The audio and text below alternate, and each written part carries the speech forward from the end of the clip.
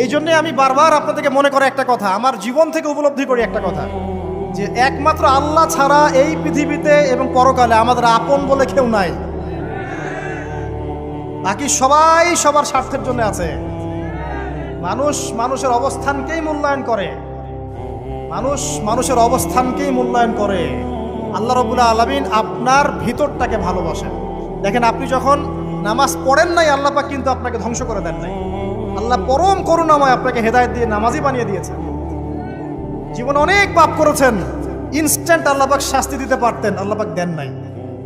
আল্লাহ আপনাকে ভালোবাসেন, আল্লাহ আমাকে ভালোবাসেন।